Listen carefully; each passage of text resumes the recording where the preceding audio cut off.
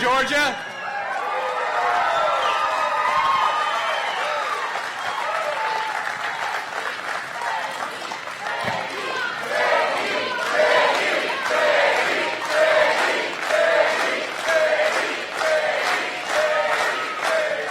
Thank you. Please, it's great to be in Peachtree City, and I gotta say, you guys have got a hell of a congressman. How much do we love Brian Jack here in the 3rd District of Georgia? Thank you, Brian.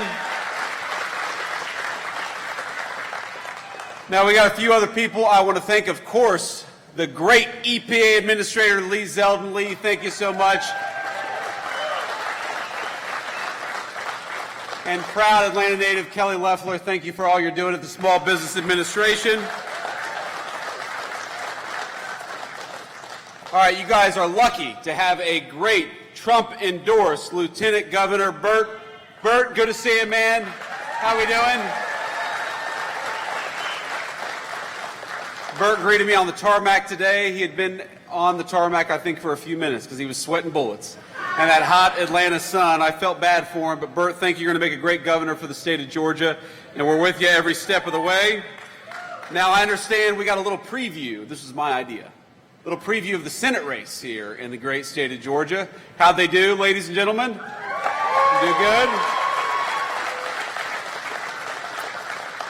Well, let me thank Coach Derek Dooley. Derek, thank you for being here. Let me thank Representative Buddy Carter. Buddy, thank you. Good to see you, man. And, of course, the great Mike Collins. Mike, thank you for everything that you do. It's good to see you, man. Now, here's the thing. We're at a great American facility. I want to thank these great workers behind me. I feel bad for these guys because they got to stand up the whole time I'm talking. You guys get to take a seat, and boys, strap in. 3 hours. You give a politician a microphone, and it's always tough. Boys and girls. We've got a few ladies back there, too. But here's the thing. This facility, this manufacturing plant represents what makes America great.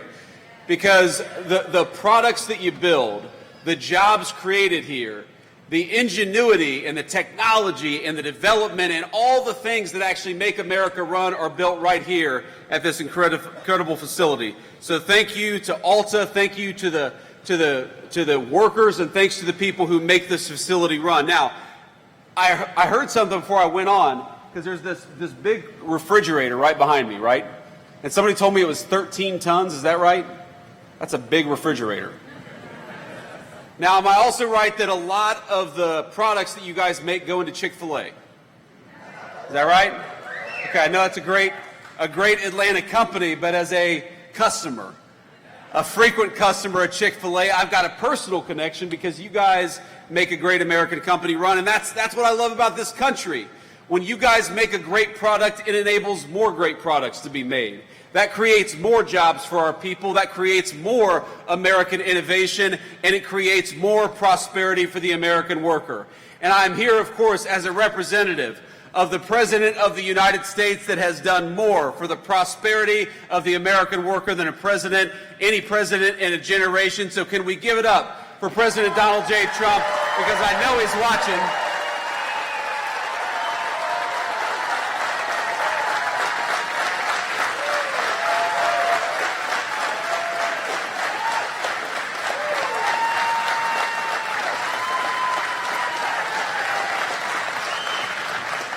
And I know what the president ran on, and what the president cares about is building things right here in the United States of America. It's another reason why I'm proud to be at Alta today.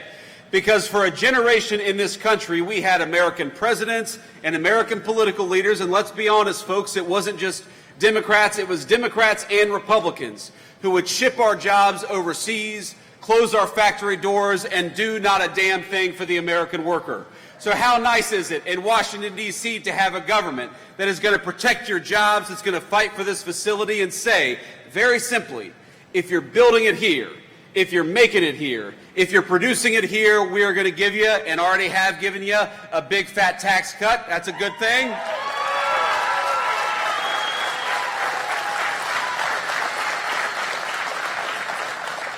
But if you make it overseas, if you try to do something with a foreign worker as opposed to an American worker, if you try to ship our great American jobs and great American factories overseas, then you are going to pay a big fat tariff before you bring that crap back into the United States of America.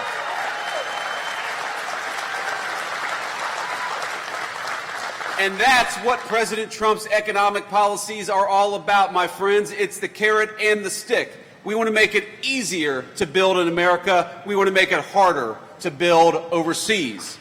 We want to make it easier to rely on our great American workers because we got a lot of them. American businesses ought to employ American workers. And we want to make it harder to employ foreigners to take those jobs from the Americans who deserve them. And most importantly, if you're working hard every single day right here in the United States, or if you're building a business right here in the United States, you ought to have a tax code that rewards you instead of punishes you, and that's what happened when we passed the Working Families Tax Cut just a couple of months ago, and of course, Brian Jack was a critical part of that, so you should be proud of your congressman.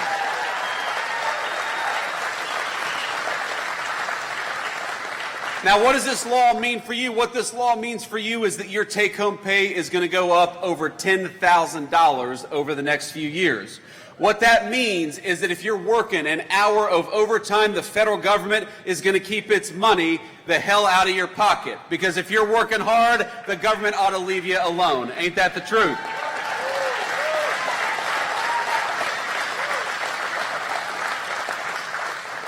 Do we have any single moms out there? Any single dads, any people who work hard every single day? I had a single mom, and for a time my mom worked at a restaurant. She waited tables, like a lot of folks out there. And you know what we did in this new law? We said that if you're working hard and you're making your income via tips, we are not going to tax tips anymore because we want to give everybody out there that's working hard for those tips a little bit of relief. And that's what the Working Families Tax Cut did. No matter where you are in this country, if you're working hard and play by the rules, you ought to have a government that stands up for you instead of fights against you. That's why we increased the child tax credit in the Working Families Tax Cut. That's why we eliminated taxes on overtime and on tips. And that's why we had the biggest tax cut for families that this country has ever seen, because we believe that you ought to keep more of your hard-earned money, and we believe that if you're busting your rear end every single day, the government ought to make it easier for you and not harder for you, and that's why we fought for that legislation.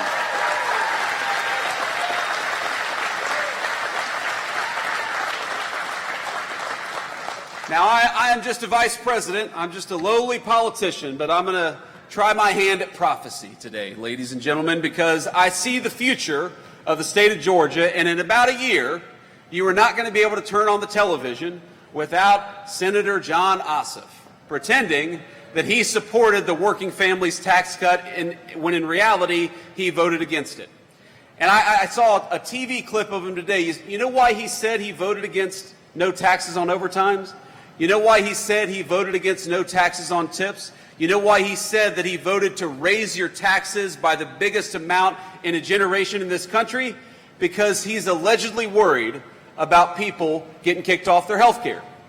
Well, you know what? The President of the United States made a promise, a sacred promise, that the only people who are going to lose access to health care are illegal aliens who shouldn't be in this country to begin with.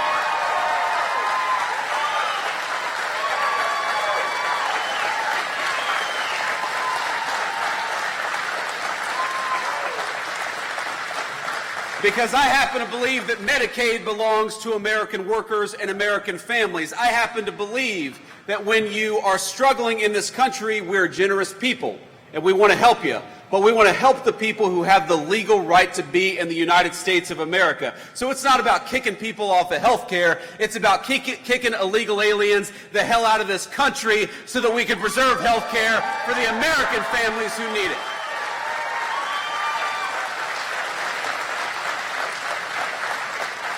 And that's what the Democrats never talk about. That's what they'll never tell you. They'll say, well, Republicans want to do this to health care. They want to do that. They want to do all these terrible things. When in reality, if you look at what the Democrats have done, what they've tried to do is to allow millions and millions of illegal aliens into this country, to give them benefits that ought go by right to American citizens, and then to attack Republicans when we dare to stand up for the American citizens who have the right to be here. So when you watch those TV commercials in a year, and John Ossoff, I tell you, he's going to pretend to be a reasonable moderate. He's actually going to run TV advertisements, I promise you, because I ran against a guy like this in the state of Ohio, where he says that he supported President Trump's agenda.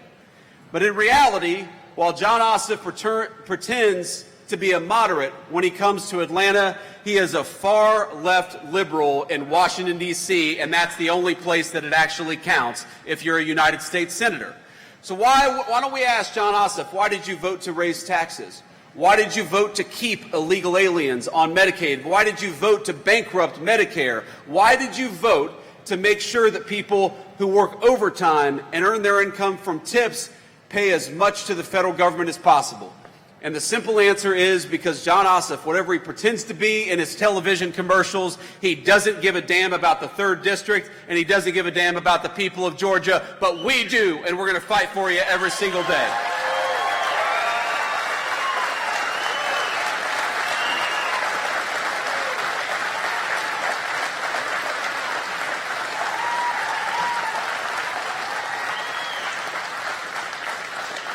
Let me just leave you, my friends, with a final thought. I want to thank you all for being out here, and again, thank the folks behind me, the great workers of this facility. And I'll take a few questions. Should I take a few questions from the media? Okay, I'll do that. So we'll take a few questions from our great reporters, hopefully some local reporters back there, but I'm sure some national fake news as well. But, you know, I went to Union Station in Washington, D.C. yesterday. Anybody here ever been to Union Station? Okay. It's a beautiful, beautiful building, really a monument to American greatness. I was walking around, I was looking up at it, these beautiful high ceilings. It looks like something out of a fairy tale. And I remember that 2 years ago, when I took my kids to Washington, D.C.'s Union Station, I actually had a crazy person screaming at my 3-year-old kid. Because, for some reason, and I never understood this, American leaders decided it was compassionate to allow people to fester on the streets, yelling at our young families instead of giving them the medical care that they need and getting them off the streets, which, by the way, makes it easier for us to all enjoy these great public spaces in our country. And I haven't been to Atlanta in a little while, at least now with the Secret Service detail. I haven't walked around Atlanta in a little while, but I bet that as great as Atlanta is, and as beautiful of an American city as it is, there are places in Atlanta where you wouldn't take your family today. Is that correct? Just like in Washington, D.C., the national capital of the greatest nation in the history of the world, there are no-go zones where you would not take a young family or you would not take young children. And that's true, I'm sure, all across the state of Georgia, all across our country, because our leaders decided that they would make our streets safe for criminals instead of safe for the people who pay our taxes and keep our communities going. And I think that of all the things that I'm most proud of the president, the thing that I'm most proud about is that he finally put the government to work for the people who actually make this country function and run in the first place. We're cutting taxes for American taxpayers. We're securing the border. We've got 99% reduction in illegal border crossings in this country because we got a president who empowered Border Patrol to keep us safe.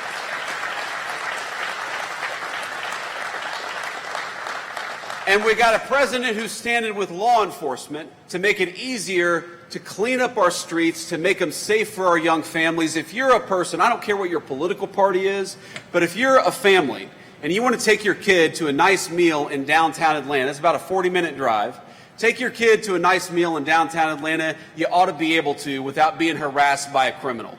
We got to take America's streets back for the American people, and that's what the President of the United States is doing every single day.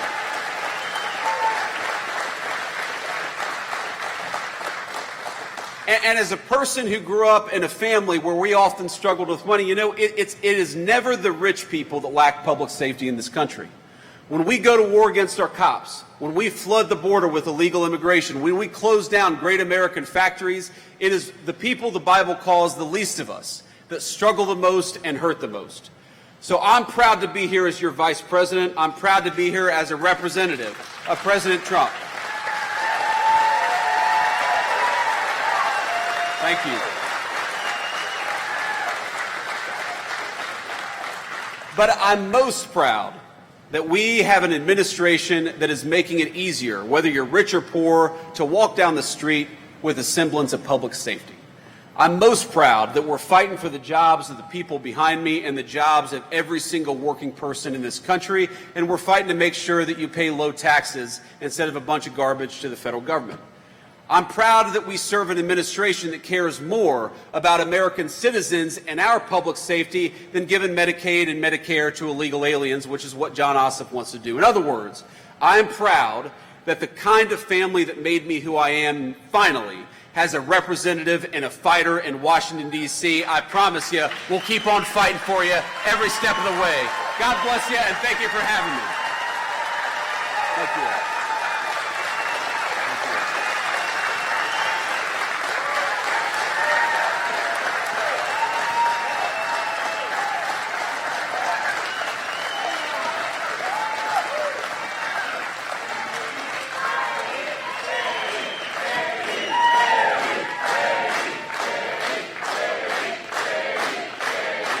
Thank you all. Thank you. I don't think I'm going to get the same chant from the fake news media, do you? But we'll let them ask some questions anyway. Let's take a few questions back there from the rafters. I would prefer to take at least a few local media questions first, and then we can get to the national folks. Semper Fi, sir. God bless you. I think we have a microphone back there. If we could pass around. Sir, go ahead. Mr. Vice President, I'm Richard Elliott with WSB-TV here in Atlanta. You've heard the criticism from Democrats that making the Trump tax cuts permanent comes at a cost to Medicare, SNAP benefits, and other things like that. How would you answer some of those criticisms by the Democrats? Yeah, well, I appreciate that question. Look, there are a couple of responses to that criticism. First of all, the only people that we say should not get free government health care benefits are illegal aliens and those who refuse to try to even look for a job. It's very common sense. We want, and look, we are going to bankrupt this country if we keep on giving the people's benefits, the people's Medicare, Medicaid, and Social Security benefits to illegal aliens who have no legal right to be in this country and never paid into the system to begin with. That is never the design of those programs, is to give them to every person all over the world. They ought by right to belong to the American citizens who paid into those programs to begin with. And that's what we're fighting to make sure happens. And the second response I'd say to that is, look, we did a lot in this legislation. Brian worked on it. The other representatives here worked very hard on this to make sure that a lot of our rural hospitals are struggling because of some of the policies of the Biden administration. So what we did is we put a lot of resources and a lot of changes in regulations to make it possible for our rural hospitals to stay open despite what the Biden administration did to them for 4 years. So our policy is very simple. Whether you're in a big city or a small town, we're going to fight for your access to health care. Whether you're an American citizen who's been here for 70 years or an American citizen who's been here for 2 years, we're going to fight for your access to a government that serves you. But if you're an illegal alien, you do not deserve government-paid health care benefits. You need to get out of our country, and that's as simple as that.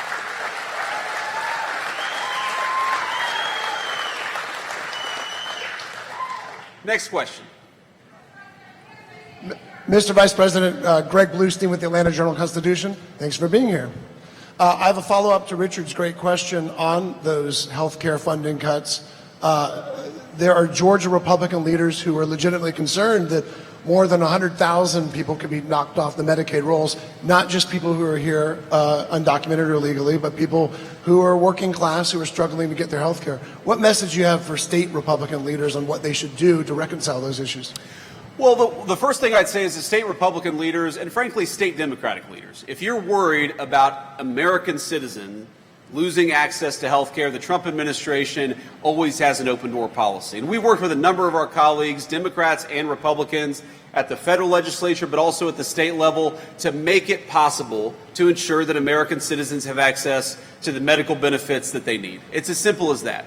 So you're always going to have an open door. Now, we understand that reforms are complicated. Sometimes this stuff takes time to work itself through the system. Many of the changes in the working families tax cuts to Medicare, or excuse me, to Medicaid, you're not going to see that stuff. It's not even, some of it doesn't even go to effect for 6 or 7 years, in part because we want to give enough time to work with people to make sure that American citizens do not lose access to those critical benefits. So if you look at the way we design the law, if you look at the way that those reforms are implemented, and if you look at all the other things that we're doing, we want to work with people to make sure that American citizens get what they're entitled to. What we do not want is people who have no legal right to be here, to benefit from the generosity of the American taxpayer, and to bankrupt those programs. So long as you're willing to work with us on those goals, we'll work with anybody, whether you got a D or an R next to your name, because we care about this country. We want to make sure it's secure and healthy.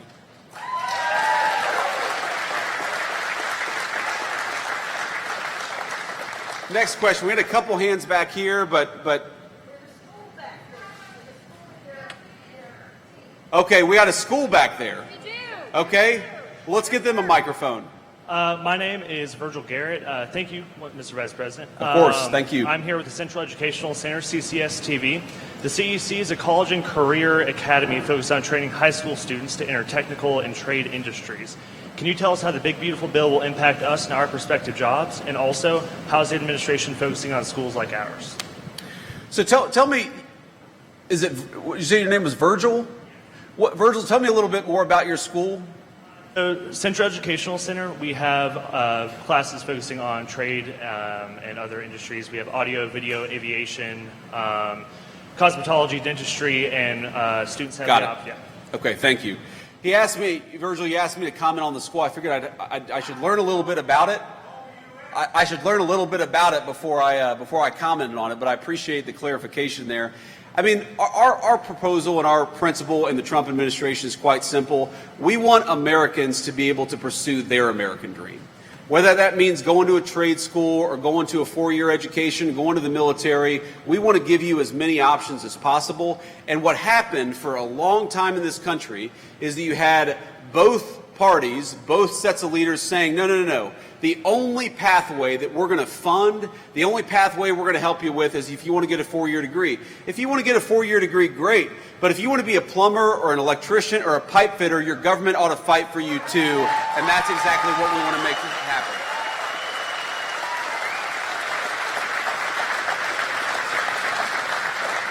And I do, you know, Virgil, part of that is policy. Part of that is making sure that things like Pell Grants and other federal benefits, they don't pick and choose. They don't discriminate against our great trade schools. But part of that is leadership.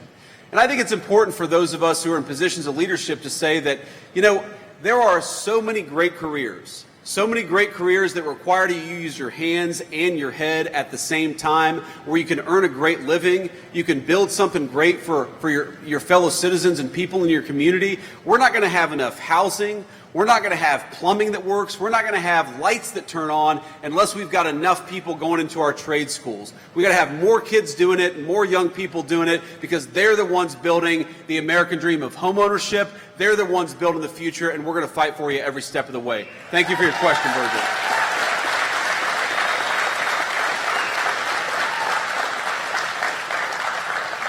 And let's do a few more questions here, and then I'm going to have to hit the road. Sir. Where have we got a microphone? Vice President, Raul Bally, WABE Radio here in Atlanta. Wanted to ask you about something, your final topic on safety. Do you see the administration putting soldiers in the city of Atlanta? Well, look, what we've done is we have focused on Washington, D.C. because it's a federal city under our jurisdiction, but we certainly hope that whether it's Atlanta or anywhere else, people are going to look around and say, we don't have to live like this. It turns out if you just go and arrest the bad guys, you can have cities and streets that are safe again. And we hope that people see what we're doing in Washington, D.C. and follow our example all across the country. I'm a big fan. Look, I grew up in a small town. I love our beautiful countryside and our rural areas, but I love our big cities too. And I want you to be able to go shopping or go and get a nice meal with your family without the fear that you're going to get mugged, or even worse, because you had the audacity to take your family out for a day in one of our great American cities. We don't have to live like this. All we need is politicians who actually care more about public safety for American citizens than they do for violent criminals. In Washington, D.C., in 10 days of what Donald Trump has done in Washington, D.C., did you know armed robberies are down 55% in our nation's capital? It's amazing.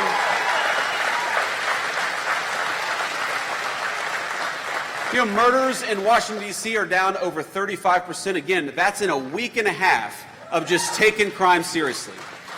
And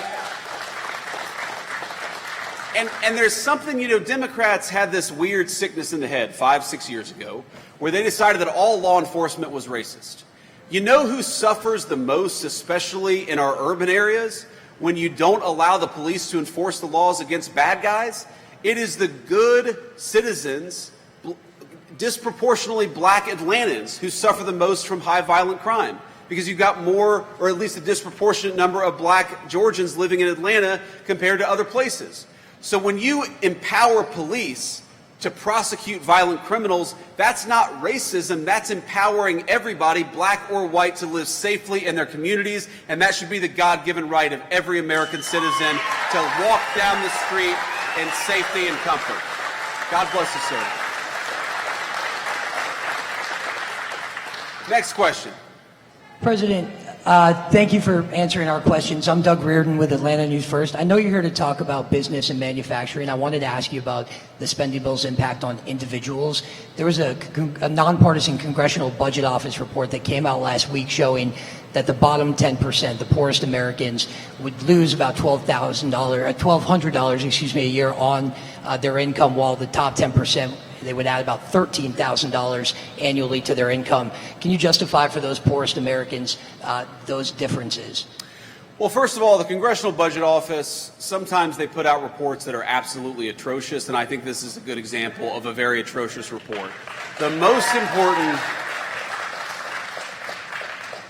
important thing for people who are living at the bottom of the income ladder is that they not pay taxes on their income sources. So if you're working hard and you're working overtime, you're going to get a big fat tax cut. If you're working at a restaurant or some other business where you're earning your wages primarily through tips, you're going to get a big fat tax cut. And most importantly, the president's economic policies are going to prevent your job from being shipped off to Asia or to Mexico. That is the very best thing for people at the bottom of the income ladder. And that's why we have the economic policies that we do. If you go back 50, 60 years, what is the fastest period for blue-collar wages rising in the United States of America? It is the time that we are living in right now, thanks to the economic policies of Donald J. Trump. You know what the worst thing for people at the bottom of the income ladder is? It's when you flood the country with millions upon millions of illegal aliens and force our poor Americans to compete for jobs against low-wage foreigners who don't even have the legal right to be here. That is what destroys the wages and the livelihoods of people who are struggling in this country. We want to empower them to live the American dream. That's why we're protecting their jobs, lowering their taxes, and fighting to make their country safe again. And I'll do one more question. Sir, I'm George Cheedy. I write for The Guardian. I live in a small town, less than 1,000 people. I'm also a military veteran. I am a DINFOS-trained killer just like you. Thank you for your service, George. In 1996, in Atlanta, when the Olympics was coming through, Atlanta very famously rounded up people who were homeless on the street downtown, bought them bus tickets, and sent them out of town and often out of state. There was a lot of negative sentiment about that later. It's one of the things that people remember. I am concerned that in the press to eliminate encampments in D.C., something similar to that is happening. What is happening to the people who are homeless, often poor, often have a mental health problem or a drug problem? Where are they actually going when these encampments are being broken? So first of all, George, I was 12 years old when the 1996 Summer Games happened in Atlanta, so I don't remember exactly the background there. I was worried about football and fishing and doing all the things that a 12-year-old in southwestern Ohio was worried about.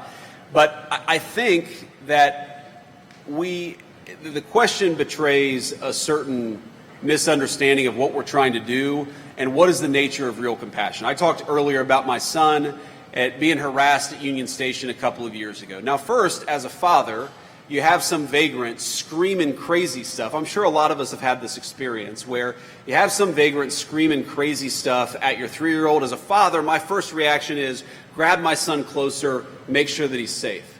Okay, then you realize the person's not going to maybe run and charge and attack us. We'll just keep our distance. But then you think, wait a second.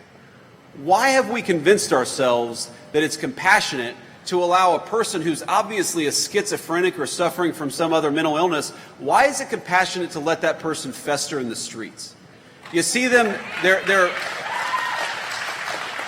you know, a lot of them have clear mental health issues. A lot of them have clear physical health issues. They're not properly clothed. They're not properly cared for. Some of them are wasting away. The compassionate thing is to have people who are having mental health crises, to get them in treatment, not to let them sit on the streets and yell at our people while they're walking by.